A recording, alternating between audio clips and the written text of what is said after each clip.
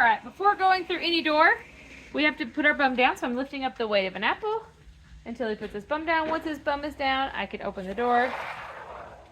While the door is open, he has to stay seated. So right there, he went to stand up. So I just lifted up the weight of an apple again, had him put his bum down. I'm just going to practice back and forth, opening and closing that door. And I just want him to keep his bum on the ground. I can stop, I can walk back and forth. Oh, there he stood up. I'm going to lift up the weight of an apple. As soon as that bum goes down, I release that pressure. I'm going to start walking again. I'm going to step all the way into the home, and Clyde has to wait there patiently until I give that tug. Once I give that tug, he can come in the home. He'll put his bum down inside the home also. And we're just teaching that patient door manners. I want our kids to sit before we go through a door, sit after we've gone through the door, and this is just to help them create that calm, cool, collected mindset approach when going through doors. When we're ready, again, I'll give that tug. That lets him know it's time to go walk. This will really help when, once the dog is allowed to be off the bed and wandering the home again, they will be able to, if you wanted them to, they'd go into the door with you, right? But what we don't want is we don't want them jumping on people. We don't want them running out the door. We want them to be calm, cool, and collected. Now that step of being able to be free in the home is months down the road. It's nothing soon, but I'm just helping understand that eventually they might be off their bed, and when we go into the door, I don't want my fur child running out into the road and get hit by a car, right? So we're about to go out a door again. So I'm having him put his bum down, having him wait. There, he stood up again, so I'm just lifting up that weight of an apple until his bum goes down, and then we're going to practice opening and closing the door again. Because just like when the doorbell rings or whatever, I'm going to do it over and over and over again until we can sit calm, cool, and collected. And then we can get our reward, which in this case is walking through the door. Whether it was the doorbell or the knocking or whatever, it was the petting. I'm going to walk towards the door. I don't want Clyde to come with me again. I want him to chill there. He's listening to them in the kitchen right now. I can stop and step. I'm on the other side of the door. Again, when I'm ready, I'll give that tug. That lets him know it's his turn. Once we get outside, we're going to put our bum down again. So I'm just lifting up the weight of that apple. Once that bum goes down, I release that pressure. I'll shut my door.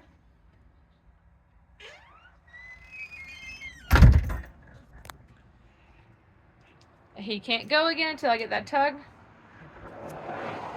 Once I'm ready, we'll tug and we'll walk.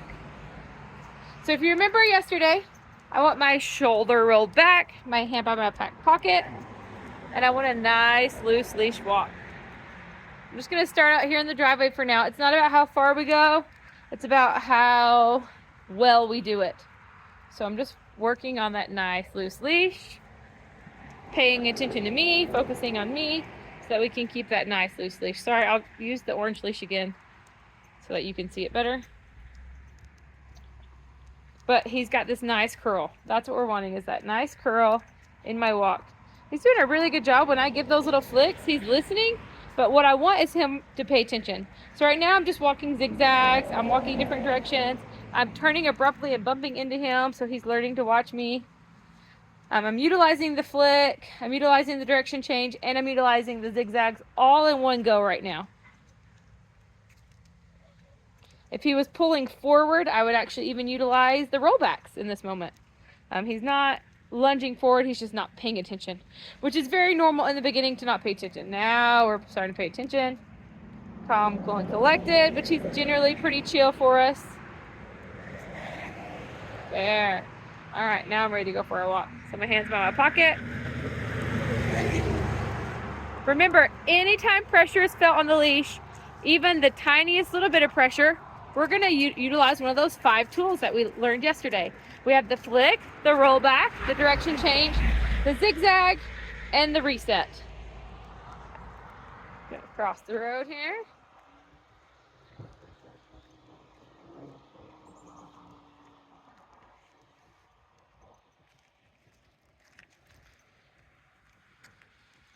So I like to attach the leash to my wrist and then just hold on with my fingertips so I can really, really focus on any pressure on that leash. He doesn't actually tug very hard at all, but he will put some pressure on there. And I'm just wanting him to learn to control those impulses and just walk nice, loose with me. Try to hold it up like that, then you can see it better. Should be able to walk fast.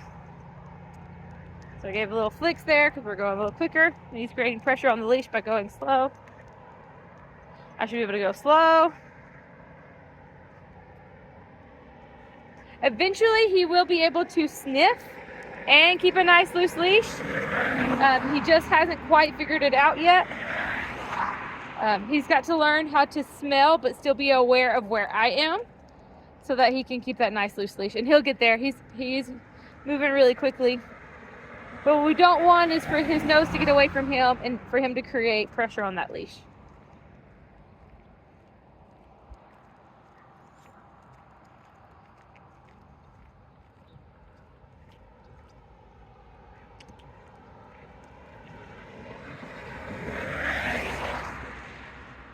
So no matter whichever direction the pressure is on, I will flick the opposite direction. So right now he's not actually pulling, he's lagging behind. So I'm giving flicks forward, nudging him forward. Where normally with most dogs, they're trying to pull forward, and so I have to nudge them back. Watch this. If I turn around, maybe he'll do it as we start to walk back towards the facility. If he tries to rub his head on me, again, I'm going to flick away from the direction he's pulling. There, now he's starting to create pressure forward. So now I can do a roll back.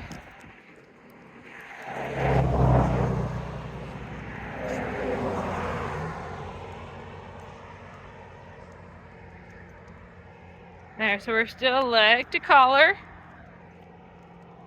Anytime pressure is created, I'm utilizing a tool. Either a flick, a zigzag, or roll back direction change, even slight pressure.